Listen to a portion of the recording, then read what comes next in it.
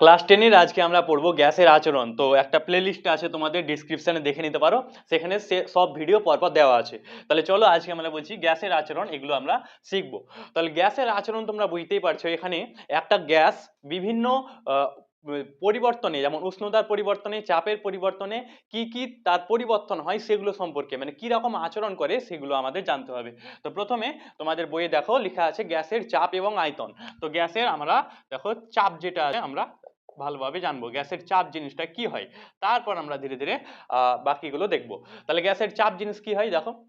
এমনি নর্মাল চাপ মানে কি আমরা জানি কি, যখন কোনো বস্তুর ওপর বল প্রযুক্ত করা হয়। ধরো আমি বললাম এটা আছে, তাহলে এটার উপর ধরো আমি বল প্রয়োগ করলাম। তাহলে কোনো বস্তুর ওপর বল প্রয়োগ করলে সেটার উপর যখন বল প্রয়োগ করা হয়, তাহলে লম্বভাবে যে বল প্রযুক্ত হয় একক ক্ষেত্রফলে, সেটাকে তার চাপ বলা হয়। একক ক্ষেত্রফল মানে কি, একটা ক্ষেত্রফল আমরা দেখো নির্ধারিত করব যেটা হবে একক, একক মানে 1 মিটার বা 1 সেন্টিমিটার। তাহলে 1 মিটার স্কোয়ার ক্ষেত্রফলের ক্ষেত্রে যখন কোনো লম্বভাবে বল প্রযুক্ত হবে, ধরো কোনো একটা জিনিসের উপর বল প্রযুক্ত করছি আমরা, তাহলে সেটা চাপ হবে। এবার এখানে আমাদের গ্যাসের চাপ জানতে হবে। বোঝা গেল, মানে কোনো একটা জিনিসের উপর বল প্রয়োগ করলাম, সেটা চাপ সৃষ্টি হলো, কিন্তু এবার এটা গ্যাসের ক্ষেত্রে কিভাবে হবে দেখো। তাহলে আমরা জানি গ্যাস সর্বদা একটা কোনো একটা কন্টেনার, মানে কোনো একটা পাত্রের মধ্যে থাকে। তাহলে এটা ধরো আছে একটা পাত্রের মধ্যে গ্যাস আছে, তাহলে গ্যাসের চাপ মানে কি হবে, এই যে গ্যাসের অণুগুলো আছে, ধরো এগুলো গ্যাসের অণু, তাহলে এইগুলো পাত্রের দেওয়ালে সর্বদা দেখো বাইরে যাওয়ার চেষ্টা করবে, তার জন্য একটা বল প্রযুক্ত করবে। তাহলে এই যে অণুগুলো আছে বাইরে যাওয়ার চেষ্টা করে, যে বলটা প্রযুক্ত করে, সেই যে বলটা আছে সেই বলটাকে বলা হবে একক ক্ষেত্রফলে চাপ। তাহলে গ্যাসের চাপ মানে কি, একক ক্ষেত্রফলে গ্যাসের অণুগুলি লম্বভাবে যে বল প্রযুক্ত করে সেটাকে গ্যাসের চাপ বলা হয়। বোঝা গেল, আবার বলছি আমি লাস্ট। দেখো এখানে এই যে অণুগুলো আছে সেগুলো এই দেওয়ালের ওপর যে বল প্রযুক্ত করবে লম্বভাবে একক ক্ষেত্রফলে, সেটাকে তার গ্যাসের চাপ বলা হবে। এবার এটা আমরা দেখো, তার মানে আমরা জানতে পারবো এখানে যে গ্যাসের চাপ যেটা আছে, আচ্ছা নিচে লিখছি। তো গ্যাসের চাপ যেটা আছে, চাপ মানে হবে দেখো যে বল আছে বল, আর কি হবে ক্ষেত্রফল, একক ক্ষেত্রফলে যেটা একক হয় সেটা নিচে আসে, তার জন্য দেখো চাপ সমান কি হবে বল বাই ক্ষেত্রফল। এবার এখান থেকে আমরা চাপের একক মাত্রা সেগুলো আমরা বার করব। আচ্ছা তার আগে চাপ জিনিসটা কি লিখে নিই, তোমরা লিখো। কোন গ্যাসের অণুগুলি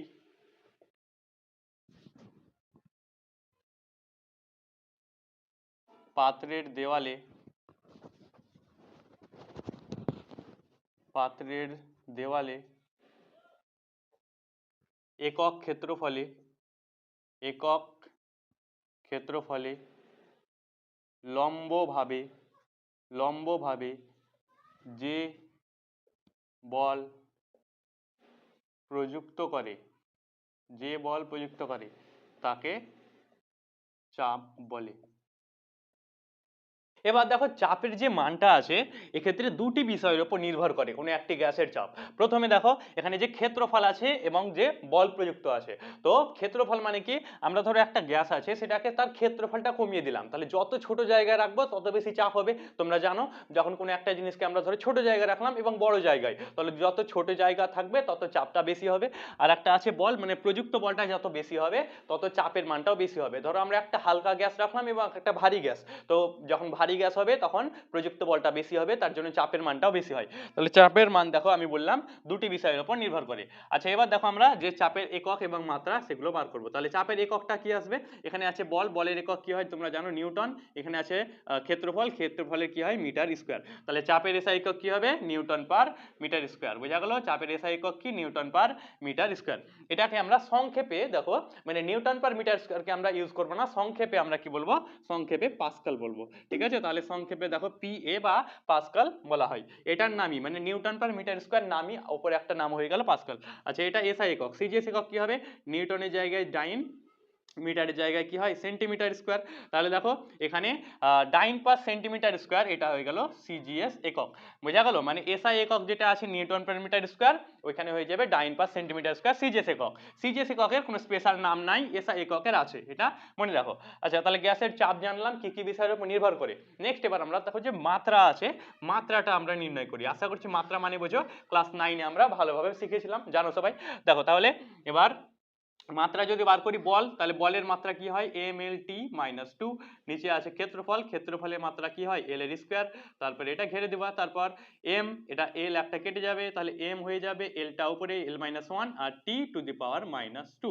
তাহলে এইভাবে M L T to the power minus two, এটা হয়ে গেল আমাদের ফাইনাল চাপের মাত্রা। বোঝা গেল? তাহলে গ্যাসের চাপ কিসের নির্ভর করে এবং মাত্রা, এগুলো আমরা জানলাম। আচ্ছা নেক্সট, এবার দেখো আমরা জানবো যে একটা চাপের ক্ষেত্রে যে আমি বললাম এসআই একক এবং সিজিএস একক হয়, তো এসআই একক মানে কি পাস্কাল, 1 পাস্কাল সমান কত ডাইন পার সেমি স্কয়ার, এটা আমরা নির্ণয় করব। যেমন ক্লাস 9 এ আমরা করতাম, ঠিক আছে? তাহলে 1 পাস্কাল মানে কত ডাইন পার সেমি স্কয়ার সেটা নির্ণয় করব। তাহলে কিভাবে দেখো, এখানে আছে 1 পাস্কাল, 1 পাস্কাল, আচ্ছা পাস্কাল মানে কি হয় সবাই জানো, পাস্কাল মানে হয় নিউটন পার মিটার স্কয়ার।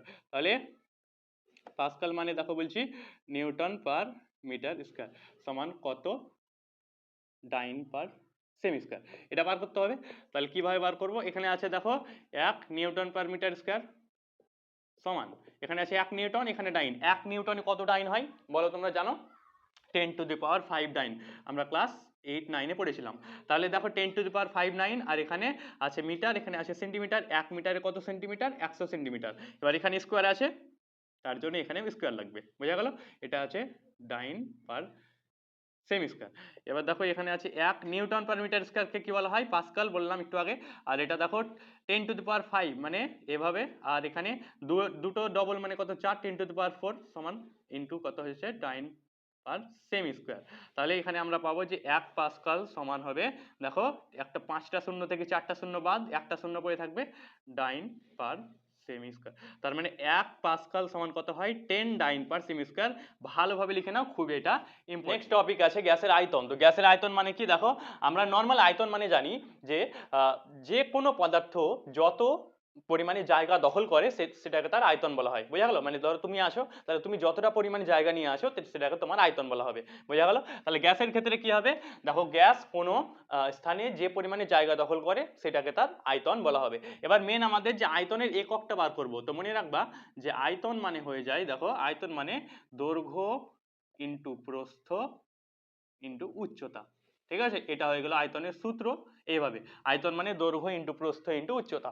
আচ্ছা তাহলে এবার এখান থেকে দেখো আমরা একক যদি বার করি এসআই একক, তাহলে কি হবে দেখো, এখানে আছে দৈর্ঘ্য, দৈর্ঘ্যের একক মিটার, ইন্টু প্রস্থ, প্রস্থের একক মিটার হয়, উচ্চতার একক মিটার, তারপরে meter into meter into meter মানে মিটারের কিউব। তাহলে আয়তনের এসআই একক কি মিটারের কিউব। সিজিএস এ কি হবে সেন্টিমিটার ইন্টু সেন্টিমিটার দিয়ে সেন্টিমিটারের কিউব, এটা হয়ে গেল সিজিএস। এবার তোমরা একটা জিনিস লক্ষ্য করেছো, দেখো যে এগুলো লেখা হয় না, হ্যাঁ? তো এখানে আচ্ছা তার আগে দেখো গ্যাসের আয়তনটা কি হয় আমি বললাম, সেটা লিখে নাও। কোনো গ্যাস যে পরিমাণে জায়গা দখল করে, যে পরিমাণে যে পরিমাণ জায়গা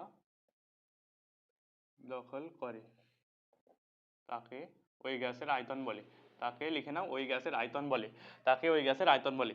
আচ্ছা এবার এই যেটা বলছিলাম এসআই একক মিটার কিউব হয়, সিজিএস একক সেন্টিমিটার কিউব হয়, কিন্তু দেখেছো তোমরা যে এগুলো ব্যবহার করা হয় না। আয়তনের একক দেখবা বলা হয় লিটার, যেমন 1 লিটারে কত এগুলো। তাহলে এবার এই লিটার মানে কি দেখো, 1 লিটার মানে বিশুদ্ধ জলের 1000 গ্রাম। কি বললাম, 1 লিটার মানে বিশুদ্ধ জলের 1000 গ্রাম। আচ্ছা তাহলে এবার এটা লিখে নিতে পারো তোমরা যে 1 লিটার মানে কত হয় 1000, আচ্ছা 1000 সেন্টিমিটার কিউব, ঠিক আছে? 1 লিটার মানে আর একটা হয় 1000 সেন্টিমিটার কিউব, এটা লিখে নাও। আর একটা লিখো 1 লিটার মানে হয় 1 ডেসিমিটার কিউব, ঠিক আছে? এই দুটো তোমাদের মনে রাখতে হবে। তাহলে কি বললাম, 1 লিটার মানে হয় 1000 সেন্টিমিটার কিউব, এটা লিখে রাখো, আর 1 লিটার মানে 1 ডেসিমি কিউব। নেক্সট আমরা পড়বো গ্যাসের চাপ কিভাবে পরিমাপ করা হয়। তোমরা জানো বায়ুর চাপ পরিমাপ করার জন্য ব্যারোমিটার যন্ত্র ব্যবহার করা হয়, তেমনি গ্যাসের চাপ পরিমাপ করার জন্য দেখো ম্যানোমিটার যন্ত্র ব্যবহার করা হয়। এটা একটা সাধারণ ম্যানোমিটারের ছবি, ঠিক আছে? এবার এটা কিভাবে কাজ করে দেখো, এখানে আমাদের যে গ্যাসটা পরিমাপ করব চাপ সেটা থাকবে, বোঝা গেল? যে গ্যাসের চাপ পরিমাপ করব সেটা এখানে থাকলো। আচ্ছা নেক্সট এবার দেখো এখানটা একটা মানে কি সিস্টেম বা চাবির মতো থাকবে, যেটাকে ওপেন করা হবে, দিয়ে এইসব জায়গাতে পারদ থাকবে, ঠিক আছে? আমি এগুলো দেখাচ্ছি। ধরো এগুলো পারদ আছে, পারদ জানো তোমরা ধাতু একটা মার্কারি। এবার এটার মধ্যে ধরো পারদ আছে, ঠিক আছে? এবার দেখো এটা দুটো কেস হতে পারে, যে গ্যাসটা আছে হয়তো চাপ সেটার চাপ বেশি হবে নাহলে কম হবে। এবার বেশি মানে কার সাপেক্ষে? বায়ুমণ্ডলের সাপেক্ষে, মানে বায়ুমণ্ডলের সাপেক্ষে কোনো গ্যাসের চাপ বেশি বা কম হতে পারে। আচ্ছা এবার ধরো এটার আমি মানছি প্রথমে যে বায়ুমণ্ডলের সাপেক্ষে এটা চাপ বেশি আছে, ঠিক আছে? বায়ুমণ্ডলের চাপ যখন বেশি থাকবে তখন কি হবে দেখো, যখন এটা ওপেন করব আমরা তখন কি হবে, চাপটা বেশি তার জন্য এদিকে বায়ু আছে চলে আসবে, তাহলে চাপটা এদিকে আসবে দিয়ে এটা দেখো যে পারদের স্তরটা আছে কি হবে, উপরে যাবে। বোঝা গেল? আবার বলছি, যখন এটা ওপেন করা হবে চাপটা বেশি তার জন্য পারদের স্তরটা উপরে যাবে, আর যখন কম থাকবে তখন দেখো এই পারদের স্তরটা কি হবে, এদিকে চলে আসবে, কারণ চাপ কম আছে। তাহলে এদিককার বায়ুগুলো কি হবে দেখো, এখানকার যে বায়ুগুলো আছে সেগুলো চাপ দিবে দিয়ে এটা এদিকে চলে আসবে। তো এইভাবে দেখো চাপের পার্থক্যটা সৃষ্টি হয়, ঠিক আছে? তাহলে বললাম দুটো কেস হতে পারে, চাপ বেশি বা কম। এবার প্রথমে আমরা দেখো বেশি যখন হবে, চাপ বেশি, সংক্ষেপে লিখছি আমরা চাপ বেশি কার সাপেক্ষে, যেটা বললাম বায়ুমণ্ডলের সাপেক্ষে, তখন একটা দেখো সূত্র আসবে এখানে, খুবই একটা দেওয়া হয় দেখবা কনফিউজিং, তোমাদের বইয়ে আছে। তো দুটো সূত্র আছে, তো সেগুলো আমি সংক্ষেপে আমি লিখে দিচ্ছি, তোমাদের বইটা এখানে দেখতে হবে না, ঠিক আছে? আমি সংক্ষেপে করে দিচ্ছি, তো ওইভাবে করবা, বইয়ে প্রচুর কনফিউজ হয়ে যাবা, ঠিক আছে? তাহলে এখানে দেখো যখন চাপটা বেশি হবে সেটাকে আমরা ধরছি P1, ঠিক আছে? মানে কোনো একটা জিনিসের গ্যাসের চাপ আছে, তাহলে সেই গ্যাসটির চাপ লিখবা গ্যাসের চাপ, গ্যাসের চাপ ধরো আমি বললাম এটা হয়ে গেল P1। এবার চাপ বেশি যখন থাকবে তখন, এবার এটা কত হয়ে যাবে দেখো, আমি ডাইরেক্টলি লিখবো, তোমাদের বইয়ে অনেক কিছু করা আছে। এখানে আমরা দেখো, আচ্ছা এটাকে প্রথমে বাংলায় লিখলে বাদ দাও, তাহলে কি হবে, এখানে P0 ধরবো। P0 মানে কি দেখো, এখানে লিখে নাও, তোমরা লিখে নাও যে P0 হলো বায়ুমণ্ডলের চাপ বা বায়ুমণ্ডলীয় চাপ, বায়ুমণ্ডলীয় চাপ, ঠিক আছে? P0টা হয়ে গেল বায়ুমণ্ডলীয় চাপ। তাহলে এবার দেখো যখন আমরা এই জিনিসটা ওপেন করব তখন এটার কি হবে, চাপটা বেশি হয়ে যাবে দিয়ে এই জিনিসটা উপরে চলে যাবে। তাহলে এখানে ধরো আমরা বলছি যতটা পরিমাণে ওপরে গেল সেটাকে H1 ধরছি, ঠিক আছে? যত পরিমাণে ওপরে গেল সেটাকে আমরা H1 ধরছি। H মানে উচ্চতা, ওপরে গেল তাই উচ্চতা। এবার আমরা ক্লাস 9-এ একটা চাপের সূত্র পড়েছিলাম, ঠিক আছে? তোমরা এই সাইডে লিখো, আমরা জানি যে চাপ সমান কি হয় দেখো, P সমান HDG, আশা করছি জানো চাপ সমান HDG, ক্লাস 9-এর তৃতীয় চ্যাপ্টারে পড়েছিলাম, P সমান HDG, চাপ সমান HDG। তাহলে এবার দেখো এখানে যেটা আছে গ্যাসের চাপ দেখো, সেটা যদি আমি ধরছি যখন চাপ বেশি থাকবে P1, তাহলে P1টা কত আসবে দেখো, এই যে বায়ুমণ্ডলের চাপ আছে P0 তার সাপেক্ষে বেশি হবে, অবশ্যই বেশি হবে। তাহলে চাপটা কি হবে দেখো, চাপটা হবে H1DG। আমি কেন যোগ করলাম, এটা বায়ুমণ্ডলের চাপ আর এটা চাপ, এটা কিসের চাপ, গ্যাসের চাপটা, তাহলে গ্যাসের চাপটা দেখো যোগ করে দিলাম। গ্যাসের চাপ কিভাবে যোগ করলাম, H1DG। H1টা কি বলেছি দেখো, যে পরিমাণে উপরে গেছে মানে উচ্চতাটা, তাহলে H1DG। তাহলে যখন গ্যাসের চাপ বেশি থাকবে তখন দেখো এইভাবে চলে আসবে। আচ্ছা এখানে সাইডে লিখে নাও H1 সমান উচ্চতা, H1 সমান উচ্চতা। চাপ বেশি যখন থাকবে বায়ুমণ্ডলের তুলনায় তখন সূত্রটা হবে P1 সমান P0 প্লাস H1DG, ঠিক আছে? আমি সংক্ষেপে করে দিলাম, ক্লাস দেখবা তোমাদের 10-এর বইয়ে আছে, অনেক বড় কনফিউজিং, ঠিক আছে? আর একটা যখন দেখো চাপ কম থাকবে মানে বায়ুমণ্ডলের তুলনায় যখন চাপ কম থাকবে তখন আমরা সেটাকে ধরো P2 ধরছি, মানে গ্যাসের চাপটা P2, মানে বায়ুমণ্ডলের সাপেক্ষে যখন চাপটা কম থাকবে তাহলে সেটা কি হবে দেখো, যে P0 আছে তার সাপেক্ষে, আচ্ছা উচ্চতা যখন কমে যাবে, ধরো এটা উচ্চতা কমে গেল তাহলে সেটাকে আমরা ধরছি H2, বোঝা গেল? তাহলে এটা P0 এটা H2 আর কি চলে আসবে DG।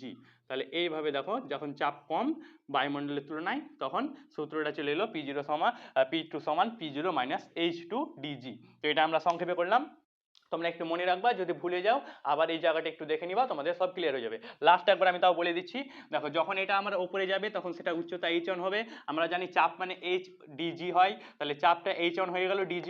আচ্ছা এটা প্লাস কেন হলো, কারণ চাপটা বেশি আছে, এটা মাইনাস কেন হলো, কারণ চাপটা কম আছে। H2 মানে কি, H2 মানে যে চাপ উচ্চতার যেটা কমে যাবে এটা ধরো নিচে নেমে গেল, তাহলে যে পরিমাণে নিচে নিয়ে যাবে পারদটা সেই যে উচ্চতা সেটা হবে H2। নেক্সট আরো পড়বো, তার আগে এদিকে দেখো একটা লাইক আছে, লাইকেরই তো ভিডিওটিকে লাইক করে দাও এবং আমাদের চ্যানেলটি সাবস্ক্রাইব করো, কারণ আমি ক্লাস 7 থেকে 10 প্রত্যেকটা সব কিছু আমি পড়াচ্ছি। তোমাদের ক্লাস 10-এর প্লেলিস্ট আছে, সেটা পরপর দেখো, সব ভিডিও ক্লাস 10-এর পেয়ে যাবা। তো অবশ্যই সব ভিডিওগুলো দেখতে থাকো এবং আমাদের ভিডিওটি লাইক করে দাও। এতক্ষণ আমরা গ্যাসের চাপ এবং আয়তন সম্পর্কে জানলাম। এবার চাপ এবং আয়তন সম্পর্কে একটা বৈজ্ঞানিকের সূত্র আছে, তিনি হলেন বয়েল। তো বয়েলের সূত্র জানবো, বোঝা গেল? চাপ এবং আয়তনের সম্পর্কে যে সূত্র, সেটা বয়েলের সূত্র হয়। আচ্ছা, বয়েলের সূত্র আমি সিম্পল বলে দিচ্ছি, তারপর দেখো ধীরে ধীরে জানবো। ধরো একটা গ্যাস আছে, তাহলে বয়েল বলেছিলেন, সিম্পল আমি বলছি খুব সোজাভাবে। দেখো তিনি বলেছিলেন যখন আমি সেটা চাপটা বৃদ্ধি করব, মানে একটা ধরো কোনো কিছু আছে, সেটা চাপ বৃদ্ধি করলাম, তাহলে সেটা ছোট হবে, বাস এটুকুই। বোঝা গেল? একটা জিনিসের উপর চাপ বৃদ্ধি করলাম, তাহলে সেটা ছোট হবে, মানে সেটার আয়তনটা কমবে। তাহলে এক কথায় চাপ বাড়লে আয়তন কমে, এটাই সূত্র। কত সোজা, বোঝা গেল? চাপ বাড়লে আয়তনটা কমে। এবার এটা একটু ভালোভাবে আমাদের বলতে হবে। দেখো, নির্দিষ্ট ভরের গ্যাসের ক্ষেত্রে যখন কোনো গ্যাসের চাপ বৃদ্ধি পায়, তখন সেটার আয়তনটা হ্রাস পায়। তার মানে চাপ এবং আয়তন পরস্পরের ব্যস্তানুপাতিক। ঠিক আছে, এটা এবার একটু ভালোভাবে লিখতে হবে। তাহলে বললাম, আবার বলছি, একটা গ্যাসের চাপ ধরো বৃদ্ধি পেল, তাহলে যে আয়তনটা আছে সেটা কমবে। এটা ধরো একটা গ্যাস, এটার আমরা যদি চাপ বৃদ্ধি করি, তাহলে কি হবে? আয়তনটা কমে যাবে। তাহলে এইভাবে চাপ বাড়লে আয়তন কমে, তার মানে এই যে দেখো পি যেটা আছে, সেটা আয়তনের সঙ্গে ব্যস্তানুপাতিক। বোঝা গেল? পি এটা সমানুপাতিক 1/v। তাহলে এবার দেখো, যখন একটা সমান আনবো তখন কি আসে? একটা ধ্রুবক আসে।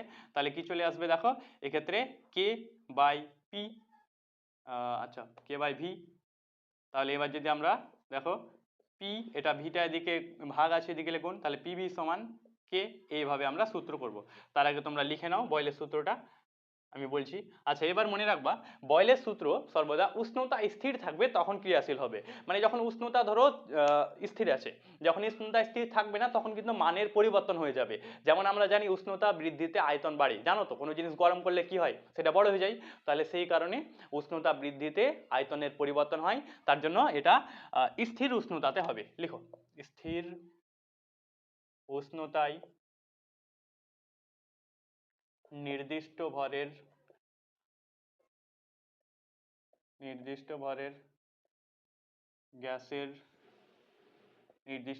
গ্যাসের আয়তন গ্যাসটির চাপের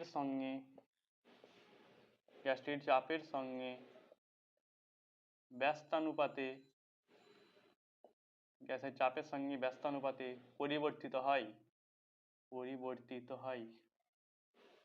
এটা সূত্র বয়েলের, ঠিক আছে? স্থির উষ্ণতায় নির্দিষ্ট ভরে গ্যাসের আয়তন গ্যাসের চাপের সঙ্গে ব্যস্তানুপাতে পরিবর্তিত হয়। তার মানে কি, যে চাপটা আছে, চাপটা আয়তনের ব্যস্তানুপাতি। এবার এটা লিখো, গ্যাসের চাপ পি, আয়তন ভি।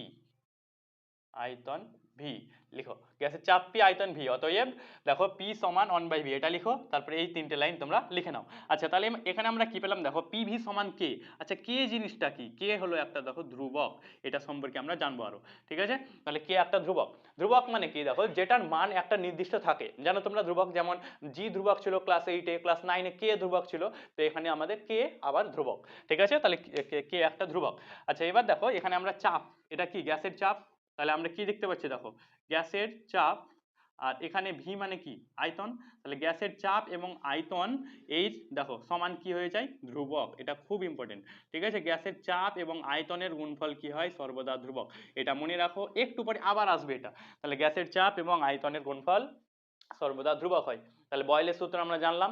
দেখো, বয়েলের সূত্র বললাম, এক্ষেত্রে তোমরা পাশে লিখে নিতে পারো। এখানে একটা ধ্রুবক মানে যেটা স্থির থাকবে, দেখো যেটা স্থির থাকবে সেটা কি?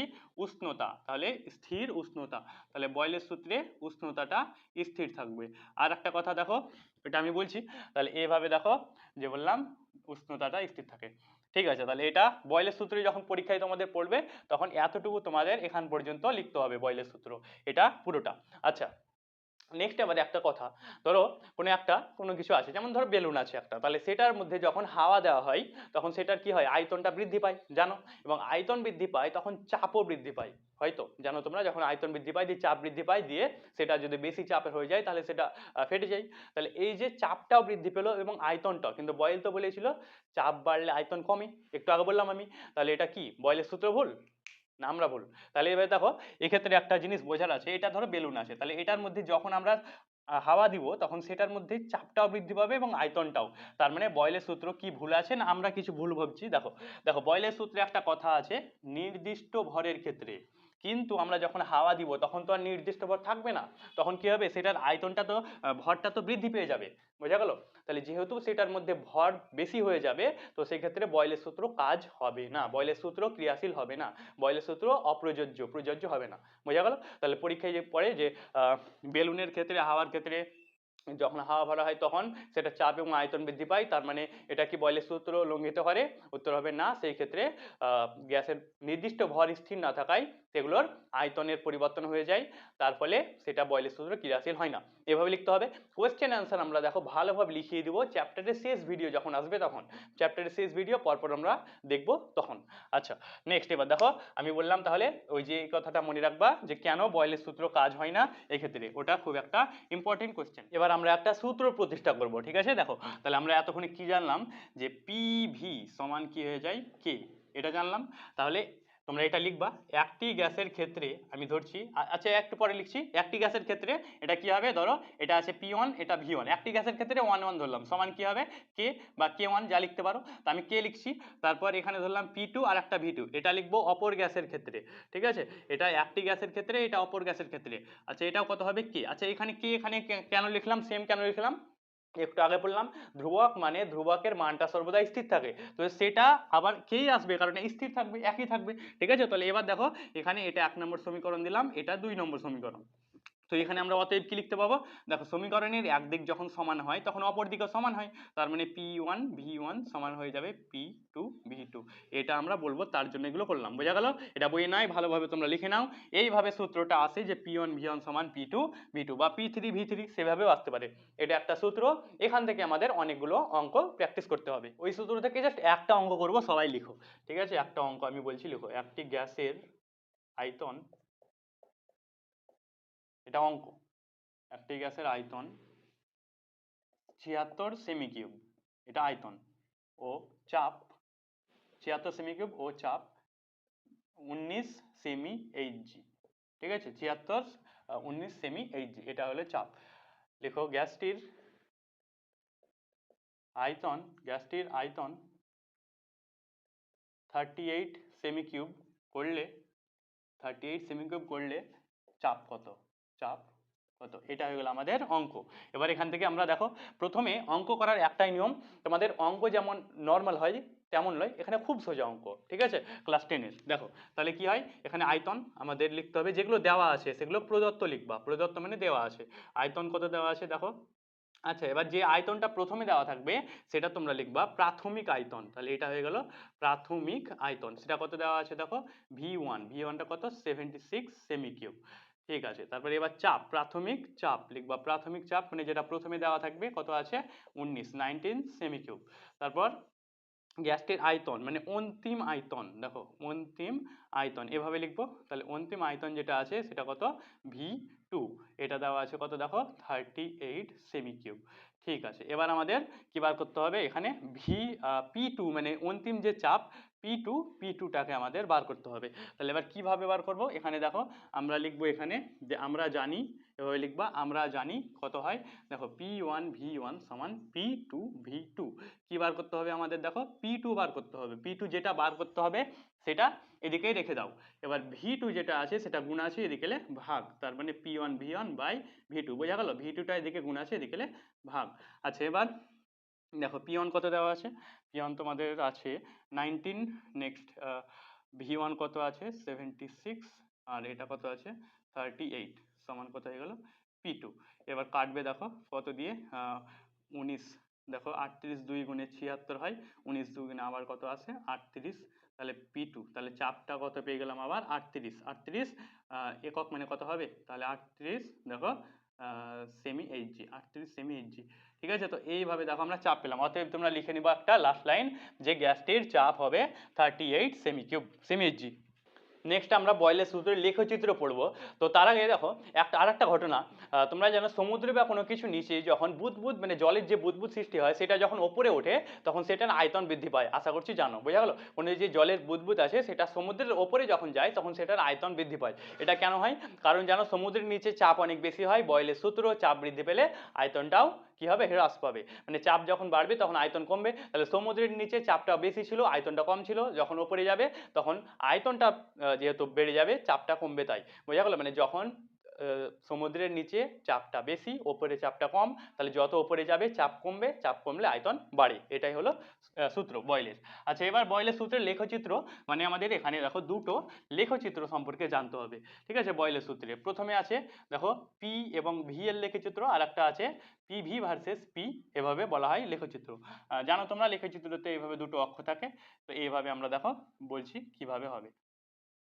তাহলে যদি পি ভি এটা বলা হয়, এগুলো তোমাদের বইয়ে ডাইরেক্ট দেওয়া আছে, আমি একটু বলছি, হ্যাঁ, এক্সপ্লেন করে। দেখো পি ভি আমরা জানি পি এবং ভি পরস্পরের কি হয়, ব্যস্তানুপাতি হয়। পি এবং ভি পরস্পরের ব্যস্তানুপাতি, তাহলে পি বাড়লে কি হবে, ভিটা কমবে। তাহলে আমি ধরো এইভাবে ধরো আছে একটা রেঞ্জ আছে, ধরো আমি বলছি যে দেখো আমি বলছি পি ধরো আছে আর ভি, তাহলে ধরো আমি বলছি পি 4 আর ভি ধরো 1 আছে, এভাবে বলছি পি 4 ভি 1। তাহলে এবার কি হবে, পি ধরো 3, পি বা পি দেখো কমে গেল, তাহলে এটা বেড়ে যাবে, তাহলে 1 থেকে 2 হয়ে গেল। এটা ধরো 4 আছে, এটা ধরো হয়ে গেল আমি বলছি 2, তাহলে 1 কমে গেল, এটা 1 বেড়ে যাবে, তাহলে এটা হয়ে যাবে 3।